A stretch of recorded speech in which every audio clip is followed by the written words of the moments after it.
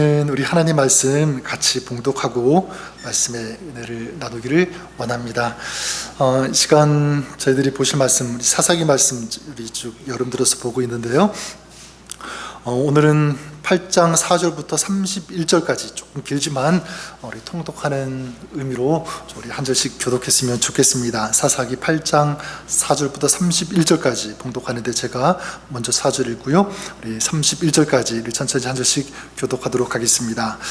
기드온과 그와 함께한 자 300명이 요단강에 이르러 건너고 비록 피곤하나 추격하며 그가 숫고 사람들에게 이르되 나를 따르는 백성이 피곤하니 청하건대 그들에게 떡덩이를 주라. 나는 미디안 왕들인 세바와 살문나의 뒤를 추격하고 있노라 하니 숫곳의 방백들이 이르되 세바와 살문나의 손이 지금 내 손 안에 있다는 거냐? 어찌 우리가 내 군대에게 떡을 주겠느냐 하는지라.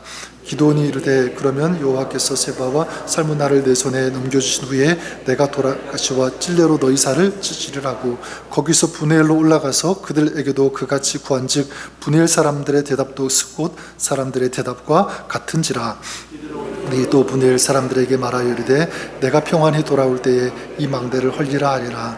이때 세바와 살문나가 갈골에 있는데 동방 사람의 모든 군대 중에 칼든 자 12만 명이 죽었고 그 남은 15,000명가량은 그들을 따라와서 거기에 있더라. 하고 있는 중에 기드온이 노아와 옥부와 종쪽 장막에 거주하는 자의 길로 올라가서 그 적진을 치니 세바와 살문나가 도망하는지라. 기드온이 그들의 뒤를 추격하여 미디안의 두 왕 세바와 살문나를 사로잡고 그 온 진영을 격파하니라. 요나스의 아들 기드온이 헤레스 비탈 진장에서 돌아오다가 숫곳 사람 중 한 소년을 잡아 그를 신문하매 그가 숫곳의 방백들과 장로들 77명을 그에게 적어준지라. 기드온이 숫곳 사람들에게 이르러 말하되 너희가 전에 나를 희롱하여 이르기를 세바와 살문나의 손이 지금 내 손에 있다는 거냐? 어찌 우리가 내 손에 피곤한 사람들에게 떡을 주겠느냐? 한 그 세바와 살문나를 보라 하고 그 성읍의 장로들을 붙잡아 들가시와 찔레로 숫곳 사람들을 징벌하고 브네엘 망대를 헐며 그 성읍 사람들을 죽이니라.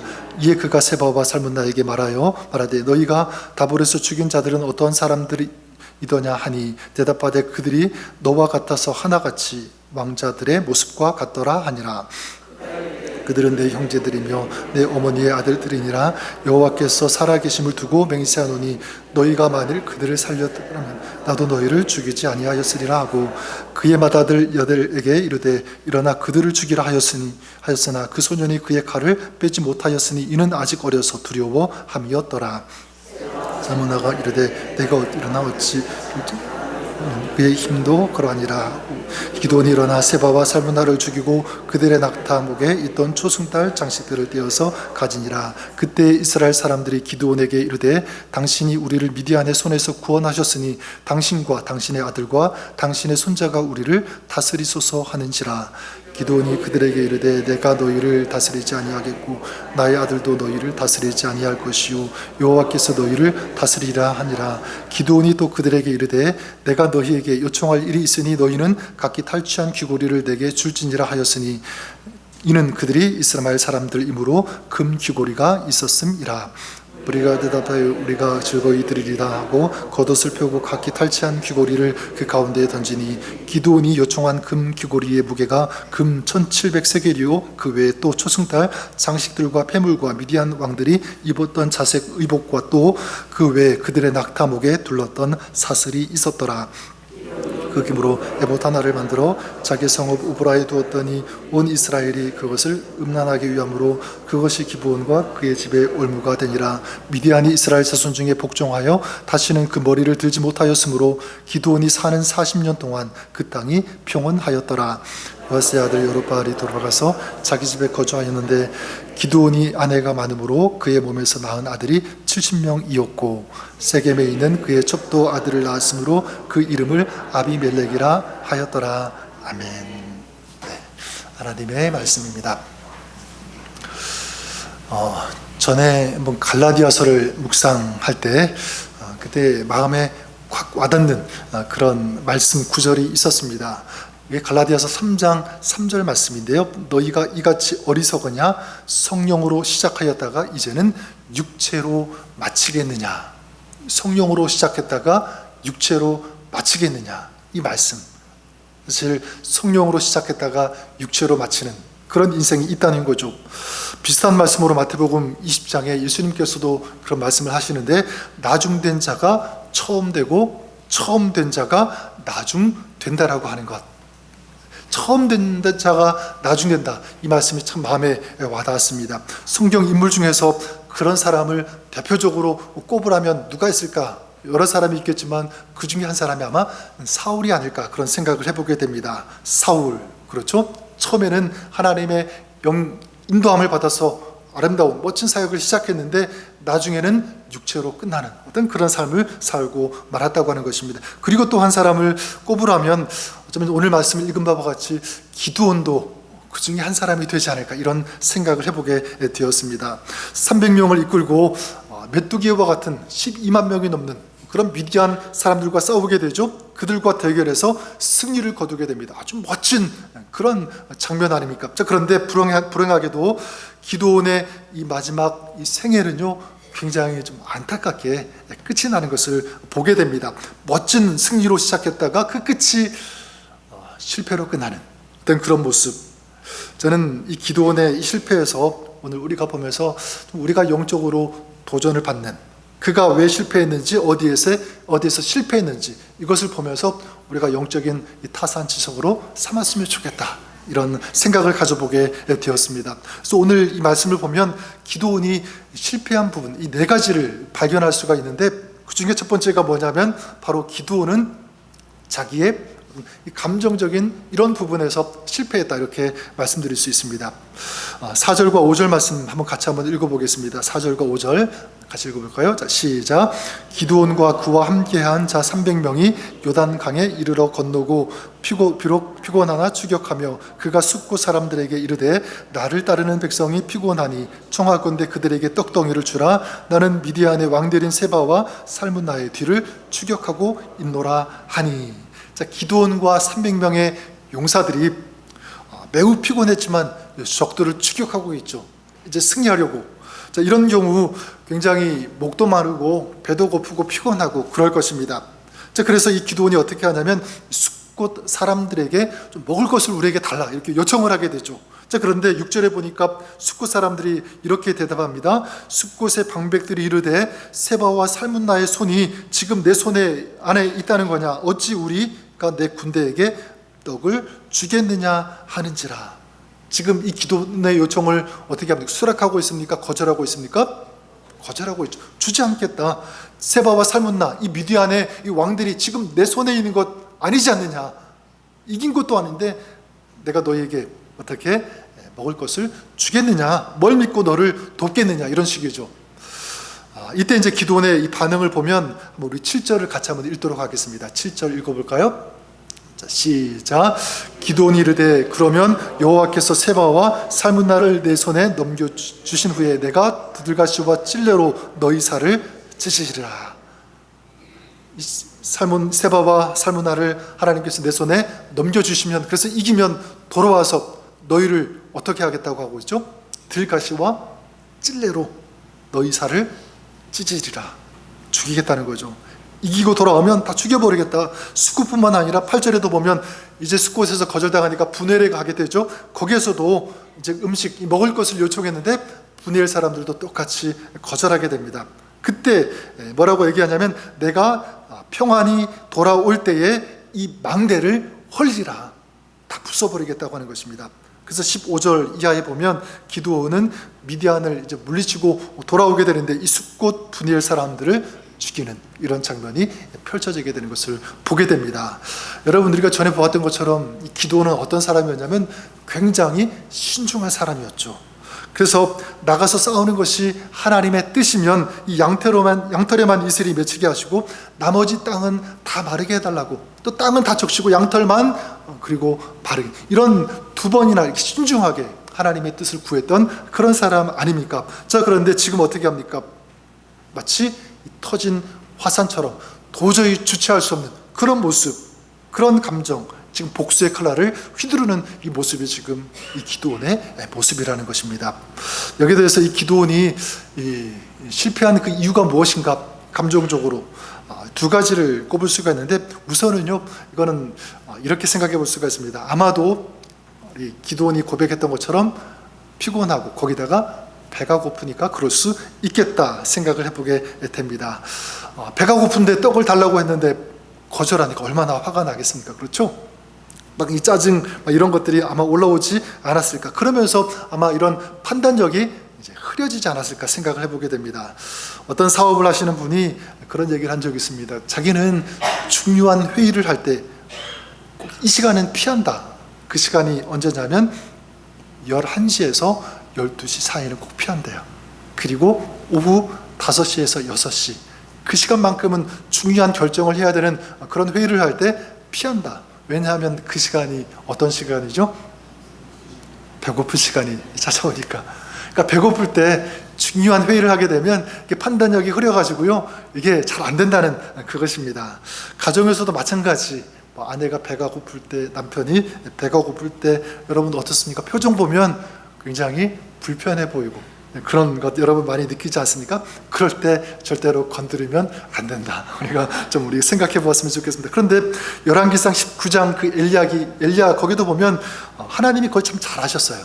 갈멜산에서 대승리를 거두게 되죠. 그랬던 엘리야가 갑자기 자기를 막 죽여달라는 그런 고백을 하면서 난리를 치는 그런 모습을 보게 됩니다. 그럴 때 하나님께서 이 엘리야를 어떻게 회복시키시는지, 우리가 한번 제가 그래서 전에 한번 주요 설교 때 이 본문을 가지고 좀 나누었던 것 같은데요. 재밌는 것은 하나님께서 그런 엘리야에게 가장 먼저 뭐를 하시냐면 그에게 먹을 것을 계속 공급해 주신 것을 보게 됩니다. 그 다음 그를 어루만져 주셨다.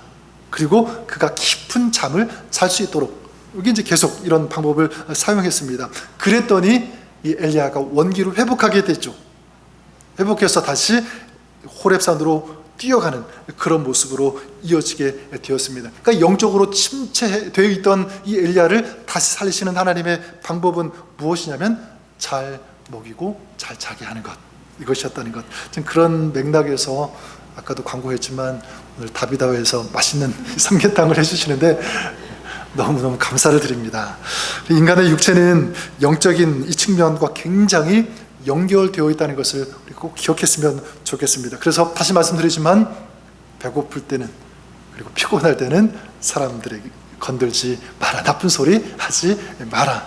그리고 그때는 어떤 중요한 결정을 내리지 마라. 그렇게 말씀을 드리고 싶습니다. 이게 이제 첫 번째 이유라면, 두 번째, 저는 이것이 주된 원인이라고 할 수가 있는데, 이 기드온은요, 약자를 얕보았다는 것, 바로 이것이 주된 문제점이 아닐까 생각해 보게 됩니다. 지난주에 그 에브라임이 왜 자기들을 전쟁 시작부터 참전시키지 않았느냐, 우리를 부르지 않았느냐, 이 기드온을 찾아가지고 막 원망하고 불평하게 되죠. 그때 이 기드온이 뭐라고 했습니까? 이렇게 얘기했죠. 내가 이제 행한 일이 너희가 한 것에 비교가 되겠느냐. 그러니까 너희들이 내가 한 일보다 훨씬 큰 일을 했다. 너희가 진정한 승리자다. 너희들 때문에 이 전쟁에서 우리가 승리할 수 있었다. 에브라임 지파에게는 그렇게 얘기하면서 굉장히 관대했습니다. 자, 그런데 지금 숫국과 이 브니엘에게는 완전히 반대로 대하죠. 너희를 죽이겠다. 왜 그럴까? 이 말씀을 가만히 볼 때 숫국 사람들, 브니엘 사람들은요, 에브라임 지파 사람들보다 약자였기 때문에 그렇습니다. 그러니까 그들이 이제 먹을 것을 주지 않으니까 너희들이 뭐라고, 별것도 아닌 것들이 나를 이렇게 대우해, 이런 감정이 터졌던 거죠. 저는 여러분, 강자에게는 조금 우리가 조금 그러면 안 되겠지만 조금 소홀히 대해도 괜찮을 수 있습니다. 예를 든다면 이런 경우죠. 공부를 굉장히 많이 했어요. 그리고 박사학위를 받았습니다. 그런 사람에게는 농담으로 아유, 무식한 사람이 그런 것 무식해서 그런 것도 모르냐고 이렇게 얘기해도 그 사람은요, 다 받아줄 거예요. 그렇지 않습니까? 그죠? 그런데 만약 초등학교도 안 나온 그런 분에게 무식하다는 그런 얘기를 한다면 이건 굉장히 큰 상처가 되는 말이 될 것입니다. 또 부잣집 잘 사는 어떤 부인에게는 목걸이를 하고 있으면 그거 가짜 아니에요, 이렇게 해도 다 이해할 거예요. 그죠? 그런데 만약 가난한 사람에게 그거 가짜죠, 이렇게 만약 물어본다면 어마어마한 굉장히 큰 상처가 될 수 있다고 하는 것입니다. 기드온의 문제점은 바로 이거죠. 강자에게는 약하고 약자에게는 강하고. 저는 우리의 사역 속에서도 굉장히 신중하게 조심할 필요가 있다고 생각해요. 만약 우리가 선교를 간다거나 아니면 구제 사역을 할 때도 마찬가지입니다. 우리의 행동, 말 한마디 때문에 그 사람들이 굉장히 상처를 받을 수 있는 거죠. 예를 들어서 내 태도, 내 말, 행동이 그냥 나는 다 가지고 있어서 너희를 돕는다, 자선을 베푸는 어떤 그런 태도, 우리가 풍족하기 때문에 너희들에게 나누어 준다, 만약 이런 태도가 보인다면 그 사람들은 굉장히 마음 상처를 받을 것이고, 어쩌면 그 마음의 문을, 또 영적인 문을 닫을 수도 있다는 것입니다. 저는 우리가 이렇게 좀 이런 면에서 굉장히 신중할 필요가 있다고 해요. 우리의 언어, 우리의 말, 우리의 감정, 이런 것들. 또한 이 기드온이 실패한 것 두 번째가 무엇이냐면, 기드온은 물질 문제에서 실패했다라고 볼 수가 있습니다. 돈 문제. 한번 우리 뒤에 좀 21절 말씀 좀 내려가서 같이 한번 읽어보도록 하겠습니다. 21절 말씀 읽겠습니다. 시작.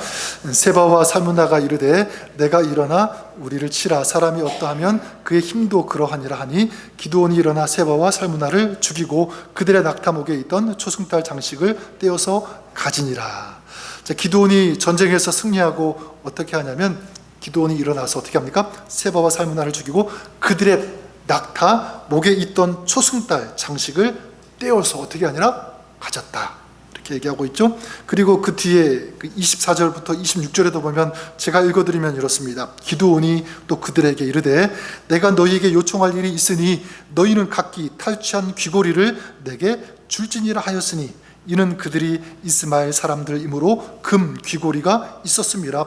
무리가 대답하되 우리가 즐거이 드리리다 하고 겉옷을 펴고 각기 탈취한 귀고리를 그 가운데에 던지니, 기드온이 요청한 금 귀고리의 무게가 금 1700세겔이요 그 외에 또 초승달 장식들과 폐물과 미디안 왕들이 입었던 자색 의복과 또 그 외에 그들의 낙타목에 둘렀던 사슬이 있었더라. 자, 무엇이 연상됩니까? 도적들이, 산적들이 이제 노량물을 뺏어가지고 쫙 펼쳐놓고 어떻게 하냐면, 이제 너희들 중에서 지금 가지고 있는 것, 너희들이 빼앗아 온 것, 그 중에서 이거는 내 거다. 지금 이 기드온에 얘기하면 금 귀고리, 이것은 내 거다, 나에게 달라, 알았어, 뭐 이런 식으로 지금 얘기하고 있는, 이게 지금 이 기드온의 모습이라고 하는 것입니다. 그 헤럴드 램이라고 하는 분이 그 징기스칸이라고 하는 그 책을 썼는데, 그 책은 어떤 얘기를 하냐면, 이 몽골 제국이 전 세계를 막 통치하고 다스리고 지배를 하지 않았습니까? 근데 그 작은 나라, 어떻게 보면 큰 민족도 아닌데 그 나라, 그 민족, 그 징기스칸, 그들이 그 500년 동안 이 오랜 역사를 유지한 이유가 무엇인가, 이거를 분석한 책이 바로 이 징기스칸이라고 하는 책입니다. 그 책은 이렇게 얘기합니다. 몽골의 이 지도자들을 얘기하는데, 그 몽골의 이 지도자들, 징기스칸뿐만 아니라 그 지도자들이 전쟁에서 승리하게 되면 그 노량물 뺏은 그런 물건들이 굉장히 많이 있지 않겠습니까? 그럴 때 그들은 어떻게 하냐면, 뺏은 다음에 그것은 다 그냥 나누어 주고 자기들은요 다시 사막으로 바로 돌아간다는 거예요. 아무것도 갖지 않고 거기서 그냥 들어가서 산다. 근데 자신들이 이 정복한 이 전리품을 자기들이 보면서 나누게 되면 어떻게 되냐면, 이제 자기들도 그 문명, 빼앗아 온 그 얼마나 좋은 것들이 많겠어요, 그죠? 그 문명에 동화된다, 거기에 빠져든다는 것을 알았기 때문에 노량물을 가지고 오자마자 자기들은 그냥 떠나버리는, 이런 지도자들이 있었기 때문에 그 몽골 제국이 썩지 않고 부패하지 않고 500년 동안 그 제국을 유지할 수 있었다, 그렇게 분석합니다. 저는 우리가 이런 정신을 좀 본받았으면 좋겠습니다. 여러분, 우리가 영적으로 타락하고 그리고 무뎌지고 이렇게 되는 그 이유가 무엇일까라고 할 때, 저는 이런 것 때문이 아닐까 생각합니다. 어떤 세상의 명예, 지식, 어떤 부귀, 이런 물질, 이런 것들을 늘려가는 것, 쌓아가는 것, 여기에 만약 재미를 붙인다면 그럴 수 있다는 것입니다. 그럴 때 우리의 영성은 죽어갈 수 있다, 이것을 우리가 기억하고, 반대로 저는 이렇게 했으면 좋겠습니다. 그런 것들에 재미를 붙이는 것이 아니라, 지금 기드온이 어쩌면 그런 모습 아니겠습니까? 저는 이 몽골 제국의 지도자들이 그랬던 것처럼 그런 것들에 재미를 붙이는 것이 아니라, 우리 믿음의 사람, 영성의 사람은 어디에 재미를 붙여야 되는가? 전 여러분들이 예배에 재미를 붙일 수 있길 바랍니다. 기도에 재미를 붙이는 사람 여러분들이 되시길 바랍니다. 좀 아멘이 작은 것 같아요. 별로 재미를 붙일 만한 것이 아닌가 그런 생각이 들지 모르겠지만 아니에요.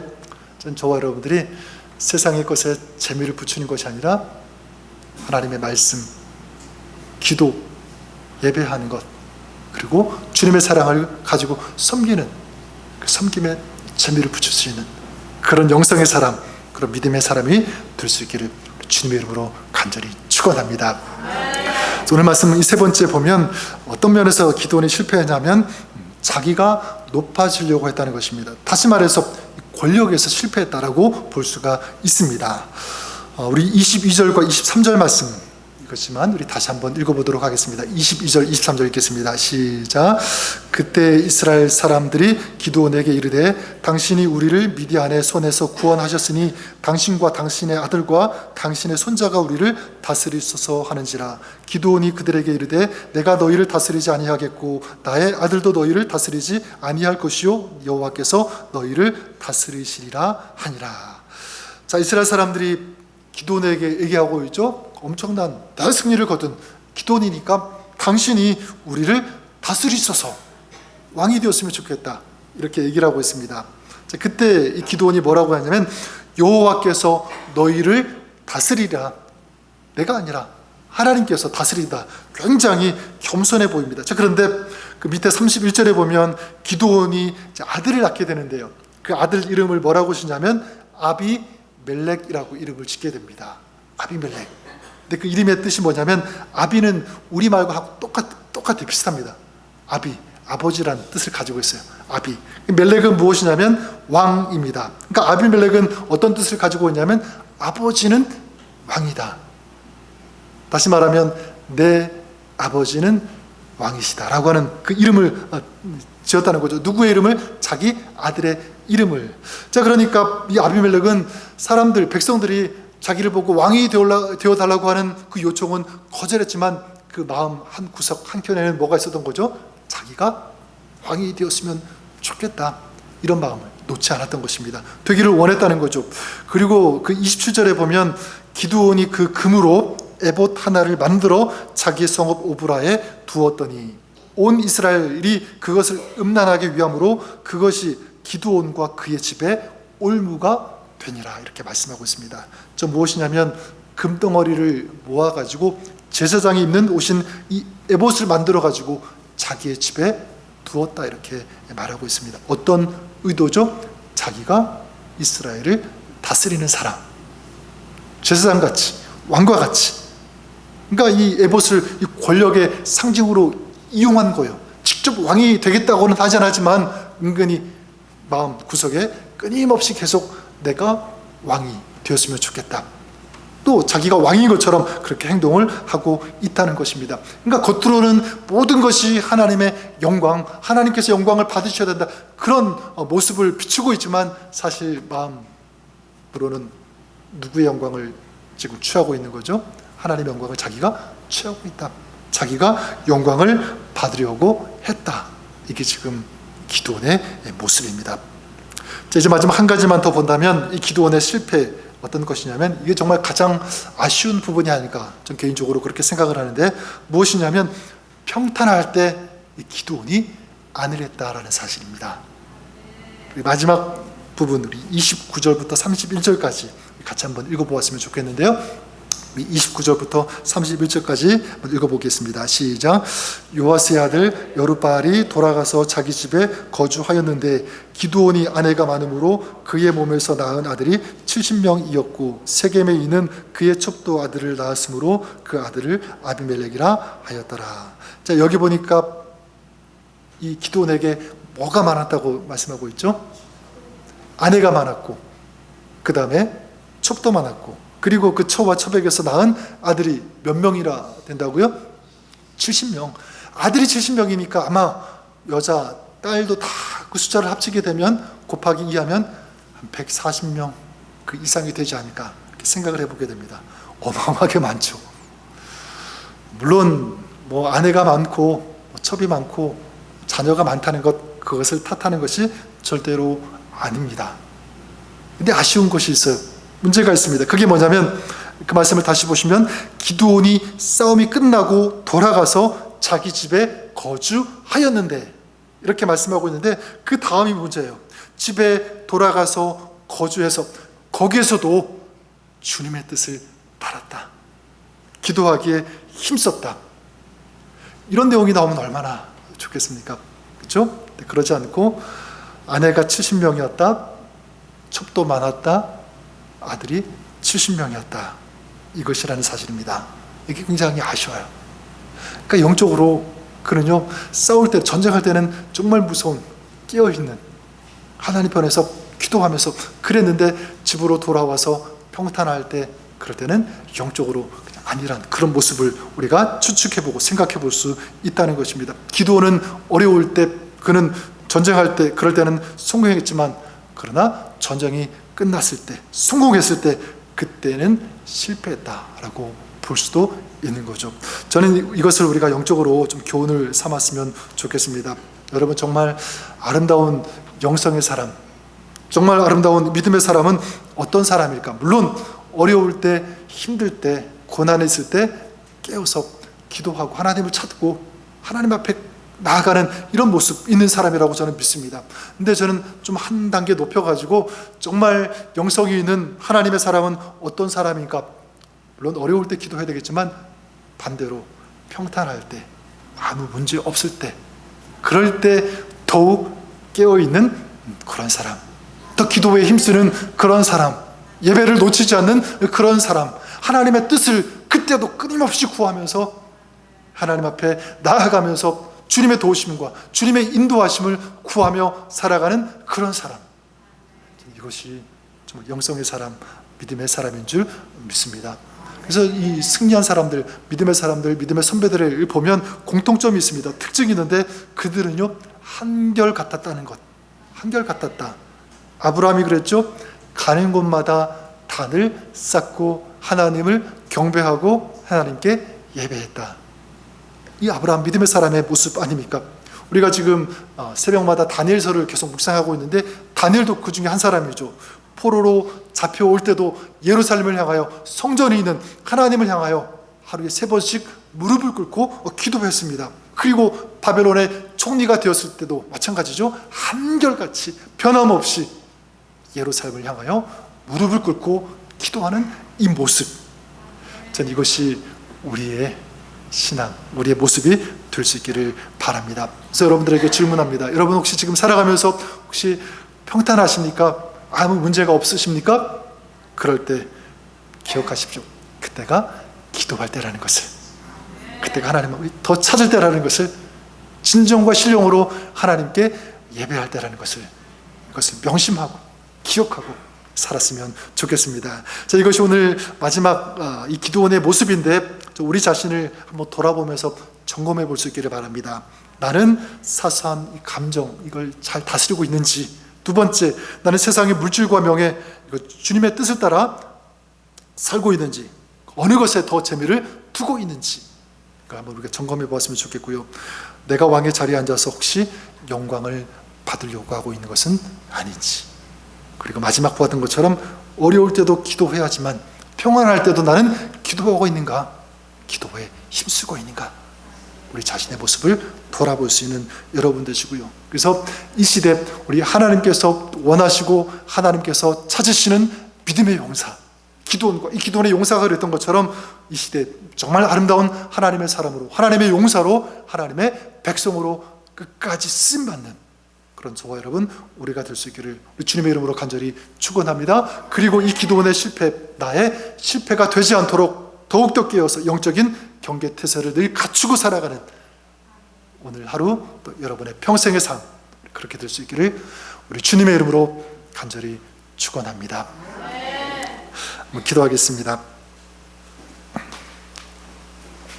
하나님 아버지, 오늘 믿음의 용사로 부르심을 받아서 쓰임받았던 이 기도원의 마지막 모습을 볼 때 아쉽고 안타깝고 또 정말 안 되는 어떤 그런 모습들을 보게 되는데, 이 기도원의 모습을 보면서 우리가 내 자신을 돌아볼 수 있는 또 영적인 타산지석으로 삼을 수 있는 그런 저희들 되기를 원합니다.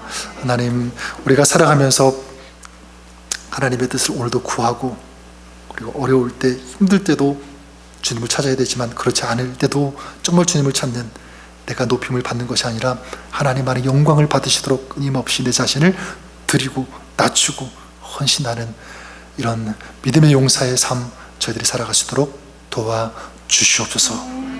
예수님의 이름으로 기도드립니다. 아멘.